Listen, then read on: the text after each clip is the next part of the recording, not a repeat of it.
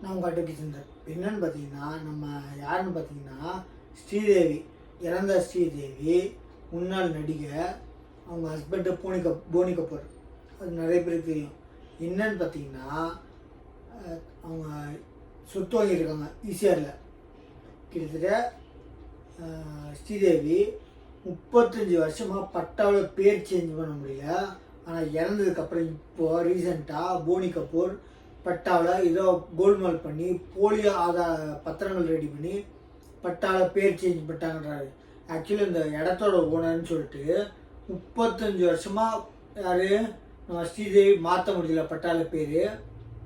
ஏன்னா அவங்கள்ட்ட டாக்குமெண்ட் இல்லாமல் இருந்துச்சு. இப்போ போனி கபூர் ஏதோ 4G டாக்குமெண்ட்ஸ் ரெடி பண்ணி பேரை பட்டாவில் பேர் மாற்றிட்டாங்க அப்படின்னு சொல்லி சிவில் கேஸ், அதாவது சொத்து எங்களுது, அதை வாரிசுதாருங்க இல்லை கேஸ் போட்டிருக்காங்க. யாருமே இல்லைன்னா போனி கபூர் மேலே. எங்கன்னு பார்த்தீங்கன்னா சென்னை கோர்ட்டில். என்னன்னு பார்த்தீங்கன்னா அவங்க கிளியராக சொல்கிறாங்க, ஸ்ரீதேவி 35 வருஷமாக ட்ரை பண்ணிட்டாங்க, ஆனால் பேர் மாற்ற முடியல. ஏன்னா அவங்கள்ட்ட பத்திரம் இல்லை. ஆனால் இப்போது போனி கபூர் ஏதோ கோல்மால் பண்ணி பல 4G டாக்குமெண்ட்ஸ் ரெடி பண்ணி அவர் பேரை மாற்றிருக்காரு அப்படின்னு சொல்லிட்டு அந்த இடத்தோட வாரிசுதாரங்க கேஸ் போட்டிருக்காங்க சென்னை கோர்ட்டில். என்ன பார்த்தீங்கன்னா 1.5 ஏக்கர். அதை 1987 விற்றுட்டாங்கன்னு சொல்கிறாங்களா. ஆனால் 87லேருந்து 35 வருஷமாக பட்டாவில் பேர் சேஞ்ச் பண்ண முடியல. ஏன்னா அவங்களுக்கு டாக்குமெண்ட் இல்லை, ஒரிஜினல் டாக்குமெண்ட் இல்லையா அந்த பட்டா சேஞ்ச் பண்ணுறதுக்கு.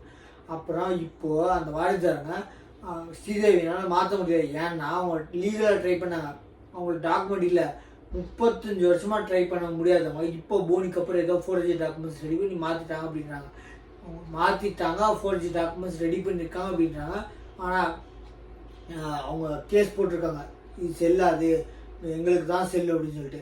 அதனால் இது கேஸ் முடிவில் தான் தெரிய வரும். என்னென்ன ஃபோட்டோ அப்லோட் பண்ணணும் பாருங்கள். ஏன்னா 1.5 ஏக்கர் மேலே 1 ஏக்கர் 34 1.34. என்னென்னு பார்த்தீங்கன்னா இந்த நிலத்தோட வாரிசுதாரங்க சரிங்களா 1988 ரெஜிஸ்ட்ரேஷன் இருக்குன்றாங்க. அதாவது என்ன சொல்கிறாங்கன்னா, ஏன்னா ஒரு ஆள் மட்டும் விற்றாங்க, மிச்ச வாரிசுதாரர்கள்ட்ட எதுவும் சைன் வாங்கல, வாரிசுதாரர்கள் இது ஒரு ஆள் மட்டும் விற்றாங்க அப்படின்ற அவங்க சொல்கிறாங்க. அதனால் இந்த பத்திரம் செல்லாது அப்படின்றாங்க. அதனால் இந்த கேஸ் முடிவில் தான் தெரியும். நான் இந்த ஃபோட்டோ அப்லோட் பண்ணுறேன். நம்ம சேனலை சப்ஸ்கிரைப் பண்ணி பாருங்கள். ஏன்னு பார்த்தீங்கன்னா அவங்க போலீஸ் ஸ்டேஷனில் கம்ப்ளைண்ட் கொடுக்கல, டைரெக்டாக கேஸ் போட்டு அந்த சொத்துக்கு மேலே கேஸ் போட்டிருக்காங்க. இது கிரிமினல் கேஸுங்க. அவங்க அந்த சிவில் கேஸில் சொத்து எங்களுது 4G டாக்குமெண்ட்ஸ் ரெடி பண்ணியிருக்கலாம் அப்படின்றாங்க. வாய்ப்புகள் இருக்குது. ஏன்னா 35 வருஷமாக ஸ்ரீதேவினால் மாற்ற முடியல பட்டால, எப்படி போனி கபூர்னால மாற்ற முடிஞ்சு. ஸோ அவங்க போலி பத்திரங்கள் தயாரிச்சிருக்காங்க அப்படின்னு.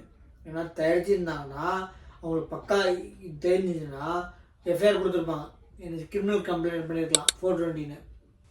ஆனால் அவங்க சந்தேகப்படுறாங்க என்ன இருக்குன்னு. என்ன விசாரணை தெரியும். நம்ம சேனலை சப்ஸ்கிரைப் பண்ணிட்டு பாருங்கள். தேங்க்யூ.